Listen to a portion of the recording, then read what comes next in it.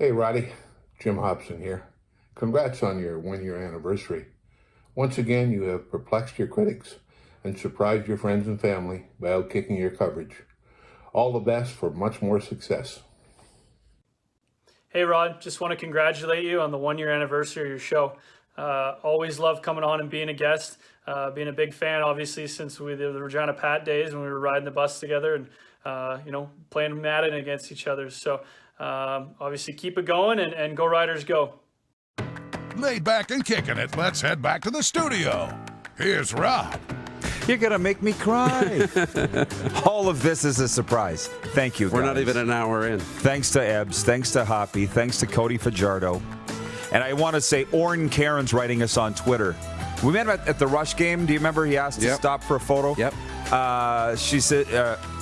he says, I say she because he goes, can I get a photo? And my daughter was there with a friend. She's like, oh, my God. Again? Yeah. Orrin says, listen to the first episode in the tractor working fields. 1 year later, same thing. Congratulations, Rod and gang. Thank you, Orrin Cairns. I appreciate that. And thanks for stopping me on the concourse at that Rush game. Or was it a Rattlers game? No, it was a Rush game. Okay, let's go back out on the video chat. Dave Naylor, thanks for patiently sitting through the break and all of this. TSN CFL Insider joining us. Hey, Nails, how you doing, man? Did you just say your daughter rolls her eyes when somebody wants to get a picture with you or something? Oh, yeah. This would be, I believe, Rod, this would be the common daughter experience based on my Nothing gets more of a groan if I'm in Walmart with a shopping cart and something like that happens. No, I hear you. Certainly not a big deal to them. Dave? No! I haven't checked the poll up results. I said I was going to, but I haven't. I'm afraid to. The question is, do you feel, given what we know, that there'll be CFL games in 2020, how would you vote? I would vote no, but I need to put some context on that no. I would say I feel more optimistic than I did a month ago, probably more optimistic than I did 2 weeks ago. There's a time that I probably would have handicapped it at about 10% or less. I feel kind of more in the 20 to 25% range, which is, I say, so I have to vote no because my mind tells me I still think it's going to be very, very difficult. But I think where we've got to is a few things. There's, the virus is more under control, especially in your part of the country.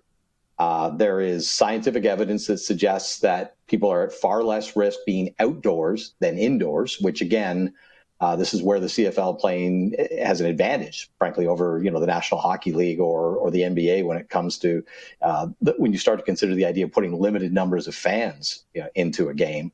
I feel like I will not be surprised at all if there's not a CFL season, and I've prepared myself for it. And most of the people I talk to on a daily basis within the league are certainly prepared for that turn.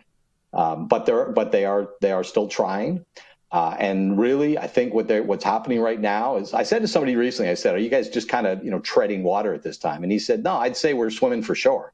I wouldn't use treading for water." And the idea being that they're working on different models, different scenarios, costing them out. So when the point comes where a decision is going to have to be made, and they'll look at the circumstances and decide what the best option is. And maybe the best option is not to play, but if it is to play, they'll know exactly what they need based on the model that they choose. That it's not going to be this kind of, the criticism the league took for having a very a request for aid that lacked a lot of detail. I think there's going to be a lot of detail worked out, and I think that's what's happening behind the scenes right now. You've done what you were supposed to do, hoping for the best, brace for the worst. But it was interesting with your Twitter. I mean, your Twitter is very popular, and you mentioned how, I don't know that this is what you meant, but you said they're more optimistic or looking more forward to it in Western Canada than the East. And Scott Mitchell, the Ticats president, got in your grill about that, saying, maybe talk to people in Hamilton. Well, how do you feel about the tug of war between the regions of the country and even the teams? Well, I think it's kind of totally coincidental, but it's strange almost that the safety related to the virus coincides exactly where the places where the CFL has a greater meaning. I mean, we know it's the prairies, right? I mean, this is a league where the heart and soul of the league is found in Alberta, Saskatchewan, and Manitoba. Now, people in Hamilton, the Hamilton thing is, and for people who don't have a lot of experience in Southern Ontario, it really is, even for me, who's lived here most of my life, amazing. I spent 16 years in Ottawa and 2 years in Saskatchewan, but most of my upbringing is here, and I've been back here now for 12 and a half years.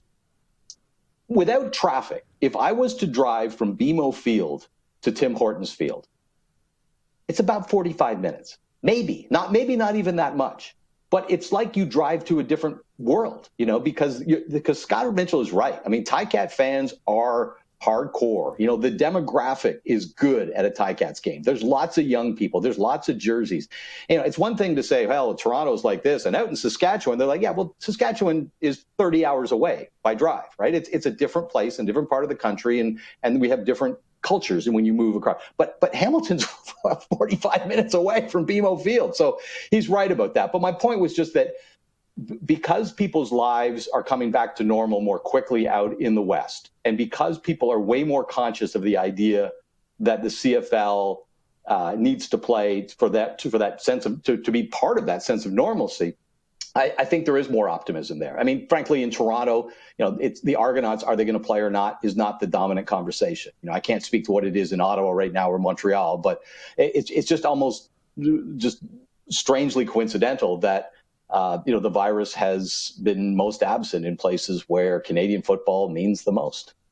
This is amazing. So Dan Kurtz, he's a Korean baseball blogger, lives in Tacoma. Okay. He's written in and says, due to current situations with numbers in Ontario and Quebec, is there any chance that the league opts for hub cities out west? What's the latest on the hub cities? I think, and this is just my opinion, I think almost all of the concentration on how the Canadian Football League will play this season is around Western Canada. I think there's if you ask me that question off the top, what is the likelihood we will have CFL games played in Ontario and Quebec this year? I wouldn't have given you 20%. I might give you 1. I think that is one of the realities that has emerged over the last several weeks, that it's going to be, if it's going to happen, it's going to happen in Western Canada. And I think that, the hub city model, it's funny. And I brought this up on a SportsCenter hit I did with Farhan Lalji last week. There was a suggestion that came to me on Twitter 2 Fridays ago, where a fan said, what if you deposited each of the Eastern teams into a Western city? Essentially, I'm just going to make this up for example, but the Ticats become the Winnipeg Ticats for this year. I mean, not in name, but you know what I'm saying. The Argos become the Saskatchewan Argonauts, the Alouettes become the Calgary Alouettes, and the Red Blacks become the Edmonton Red Blacks. And you just take advantage of where the virus isn't present, or less present, shall we say. And would that make more sense than stuffing 9 teams into one city, or 4 teams into one, or 5 or another? Now, the other way, I call this the adopt a team model. and I talked to Solomon Elamimian about this one, just introducing him to this idea when we were talking, and we kind of just spitballing. This is just the two of us spitballing, and we were like, well, couldn't you have one team practice have the facility from 7 a.m. till noon, and another one has the facility using the visitors' locker room from 1 till 6 or 1 till 7? There's in some ways, in terms of the use of facilities and number of teams you have to accommodate. And again, then you don't have to put guys necessarily in hotels. A player could get a flat in Regina instead of getting a flat in Hamilton, if that's where his season is going to be. Now, from what I understand, this may have been talked about some way. It's sort of an extension of the hub city model, because the hub city model comes with 1 city, it comes with 2, and I guess you can just expand it to 3 or 4. But I believe, and we talked about this last week, that this is part of the conversation. And whether it was before my Twitter the followers suggested it, and by the way, I took this idea to the commissioner and brought it to him. I don't take every Twitter suggestion I get to the commissioner, but we had a conversation about it as well. So it's certainly one that's getting some conversation. The big problem with it, and with all models that don't involve 1 or 2 cities, and I'm learning this, is the thing that people are really afraid of, or most afraid of, is travel. It's like, hey, we can put guys in a city. Hey, we can tell them to social distance, and we can do testing and social distancing when you're not in the facility, and we can practice and we can play and maybe we get some fans in. But what makes people nervous is the idea of getting 50 football players, a dozen coaches, 10 support staff, like having a crew of 75 or 80 people that you've got to move across the country to another part of the country. That's what makes people nervous. Because, and look, the odds right now of getting coronavirus in Manitoba or Saskatchewan are probably not that different than getting hit by lightning. The difference is if a football player gets hit by lightning, it's not going to infect 30 other guys on his team. That's the reality. So I don't know whether if you had the league hubbed in 5 Western cities, I mean, BC would obviously stay in BC, whether or not you could do the junior hockey thing and say, guys, we don't want to have 7 and 8 hour bus drives to games. But these are unusual times, and it's a lot safer for us to stuff 50 guys onto a bus and take them 7 or 8 hours away for a game than it is to transition through airports and those kinds of things. So I think all these kinds of conversations are being had. We did it in 01, traveled by bus, if you remember, with the Riders, and the other teams did on the prairies. Desperate times call for desperate measures. We have time for one more question, Dave, and these are from 2 of our viewers. One wants to know your thoughts on CFL 3.0. I proposed a cap by position and on football ops and management. So there's that. Have you thought about what CFL 3.0 could look like? And what about the NFL? Spacing in stadiums. They say they're going to play with full stadiums. Where do you want to go? Which one do you want to tackle? I'll try to hit both of them quickly. Okay. CFL 3.0, I think the commissioner is trying to get ahead of this, and not maybe even just for this season, but if you listen to what he's saying, sort of for the foreseeable future. The economics of the league are going to change. And look, one thing about this commissioner, he's always said there are no sacred cows, right? We don't always have to do things. And this may be the ultimate opportunity, circumstance where you have to throw every sacred cow out the window. And honestly, I think you got to kind of work backwards here. Rather than saying, what should we cut this, cut this, cut this, cut this? I think you got to start with how much revenue are we playing with here? Like, the Saskatchewan Roughriders played with $38 million in revenue last year. What are they playing with next year in 2021? Are they playing with 15? Are they playing with 20? Are they playing with 10? I think you got to start there and say, what are the revenue projections for this league?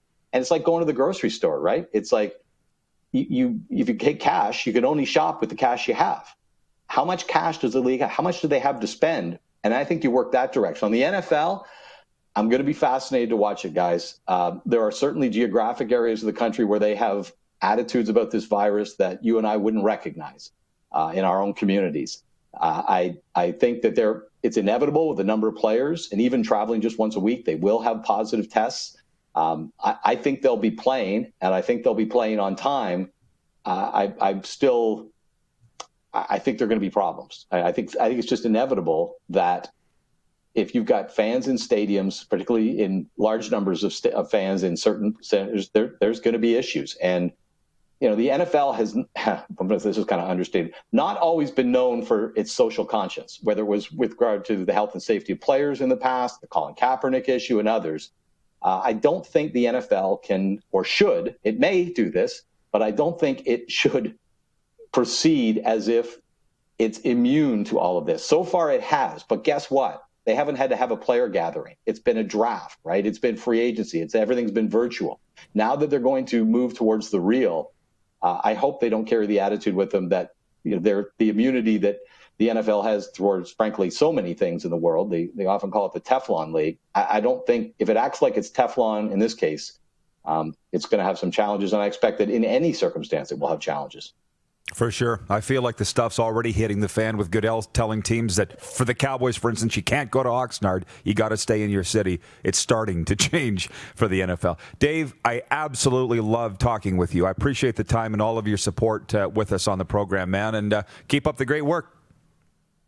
Well, congratulations, Rod. I was thinking before I came on the show today that I think you and I met in 1994 or 95 when I was living in Regina and you were coming into the Pats job. And I left town not long after that. But this is, as we all know, not an easy business to have a long career in sometimes, especially on the broadcast side of it.